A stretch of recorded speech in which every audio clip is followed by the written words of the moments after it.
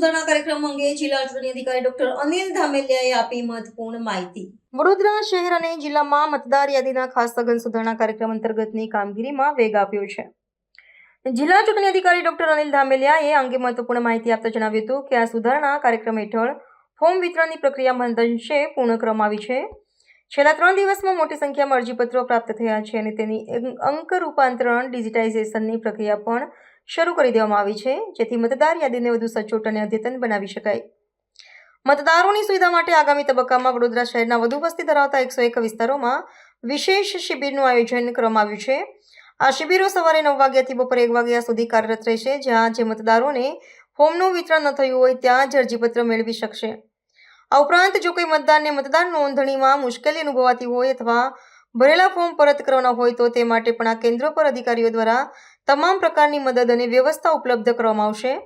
જો કે મતદારોએ તેમના બૂથના સ્થળે જઈને જ આ કામગીરી પૂર્ણ કરાવવી પડશે। જિલ્લા ચૂંટણી અધિકારી ડોક્ટર ધામેલિયાએ પ્રસાર માધ્યમો દ્વારા નાગરિકોને અપીલ કરી છે કે મોટી સંખ્યામાં લોકો આ વિશેષ શિબિરોમાં ભાગ લે અને જો કોઈ મુશ્કેલી હોય તો તેનો લાભ લે। આ સાથે જ મતદારોની સગવડતા માટે વડોદરાના દરેક વોર્ડ કક્ષાએ વધારાના નાયબ ચૂંટણી અધિકારીના કાર્યાલયો પણ સ્થાપિત કરવામાં આવ્યા છે। આ સમગ્ર કાર્યક્રમને ઉદ્દેશ્ય મતદાર યાદીને સંપૂર્ણપણે ભૂલરહિત બનાવીને લોકશાહી પ્રક્રિયામાં નાગરિકોની ભાગીદારી સરળ બનાવવાનો છે। સ્પેશિયલ ઇન્ટેન્સિવ રિવિઝનની કામગીરી વડોદરા જિલ્લા અને શહેરમાં ચાલી રહી છે। વડોદરાની અંદર આપણે ડિસ્ટ્રીબ્યુશનની કામગીરી મહદઅંશે પૂરી કરી છે। વિશેષ કરીને જ્યાં સ્થળાંતરિતોનો પ્રશ્ન છે એમના સિવાયના તમામને આપણે આવરી લીધેલા છે। 90% વધારે ફોર્મ ડિસ્ટ્રીબ્યુશનની કામગીરી પૂરી થઈ છે। ફોર્મ કલેક્શનની કામગીરી પણ પેરેલલ આપણે ચાલુ કરી છે અને ઘણા બધા ફોર્મ્સ આપણને છેલ્લા 3 દિવસમાં મળ્યા છે। આજે ફોર્મ મળ્યા છે એમને ડિજિટાઇઝેશનની પ્રક્રિયા પણ હાલના તબક્કે ચાલુ કરીએ છીએ। આગામી તબક્કે વિશેષ કરીને આપણે વડોદરા શહેરની અંદર જ્યાં સ્થળાંતરોની વસ્તી વધારે છે આ કિસ્સાની અંદર આપણે કેમ્પ્સનું આયોજન કરવા જઈ રહ્યા છીએ।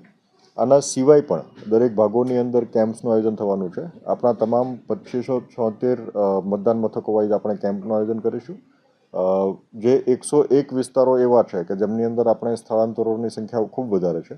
આ કિસ્સાની અંદર ત્યાં સ્વયંસેવકો પણ સાથે બેસશે, બીએલઓ પણ સાથે હશે અને કેમ્પ સવારે 9 વાગ્યાથી લઈને 1 વાગ્યા સુધી ચાલુ રહેવાના છે। આ દરમિયાન કોઈ પણ ઇલેક્ટર્સ જેમને ફોર્મ ડિસ્ટ્રીબ્યુશન જો ના થયું હોય તો એ કિસ્સામાં ત્યાંથી પણ મેળવી શકશે।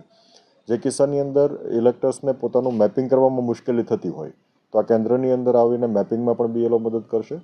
એમના ફોર્મ એમને પરત આપવા હોય તો પરત પણ ત્યાં સુપ્રત કરશે। BLO door to door activity તો કરવાના છે, પણ જે મતદારોને અહીંયા એક સ્થળે જઈને એમના બૂથ ઉપર જઈને એમના બૂથના જે સ્થળ છે ત્યાં જ એમને જવાનું રહેશે અને આ કામગીરી ત્યાં આપણે કરવાના છીએ। તો હું આપના મારફતે અપીલ કરું છું કે મોટી સંખ્યામાં લોકો વિશેષ કરીને આ દિવસે જો મેપિંગ અને મેચિંગમાં મુશ્કેલી થતી હોય અથવા તો એમને ફોર્મ પરત આપવાનું હોય તો એ કેન્દ્રનો ઉપયોગ કરી શકે છે। સ્વયંસેવકો પણ મોટી સંખ્યામાં જોડાવાના છે। કોઈ પણ માહિતી કે કોઈ પણ કન્ફ્યુઝન હોય તો આપણા બીએલઓ મારફતે પણ આપવામાં આવશે। આ સાથે સાથે આપણે દરેક વોર્ડ કક્ષાએ ડીયુ ઓફિસ અને ઈઆરઓ ઓફિસ પર વધારાના હેલ્પ ડેસ્કની રચના કરવા જઈ રહ્યા છીએ, જેથી કરીને કોઈ અરજદાર કે ઇલેક્ટર્સને મુશ્કેલી પડતી હોય તો ત્યાં એમનો સંપર્ક પણ કરી શકે છે।